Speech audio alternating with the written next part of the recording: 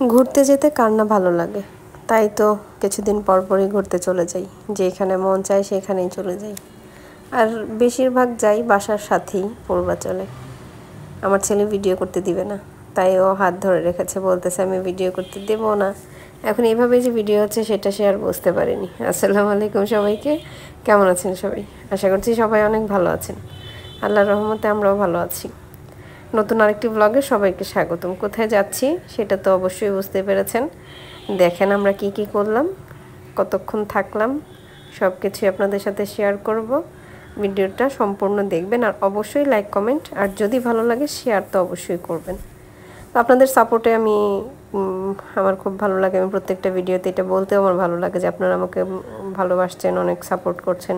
এর জন্য আমি নিজেই আনন্দিত, নিজেই খুব খুশি। আমি নিজেও কখনো ভাবতে পারিনি যে আমার ভিডিওতে এত ভিউ হবে বা সবাই আমাকে এভাবে সাপোর্ট করবেন। খুব বেশি ভিউ হয়তো বা হয় না, অনেকেই শুনলে হাসবেন যে এই কয়টা ভিউ নিয়ে এই কথা, কিন্তু এটাই আমার কাছে অনেক ভালো লাগে। আলহামদুলিল্লাহ, আমার কাছে খুবই শান্তি লাগে যে দেখছেন আপনারা, কমেন্টস করছেন, লাইক করছেন।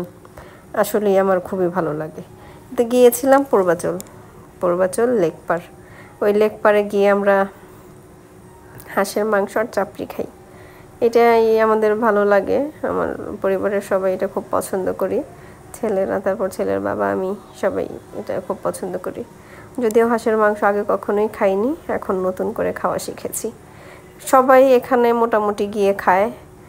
যে ছেলেরা নিয়েছিল রুমালি রুটি আর আমরা খেয়েছিলাম চাপড়ি পিঠা।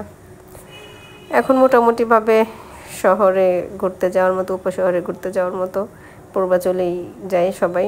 প্রচুর পরিমাণে ভিড় হয়, প্রচুর পরিমাণে লোক সমাগম থাকে এখানে। তা আমরাও যাই বেশ কিছুদিন পর পর, প্রায় যাওয়া হয়, প্রায় সপ্তাহে 2-1 বার যাওয়া হয় ওইদিকে।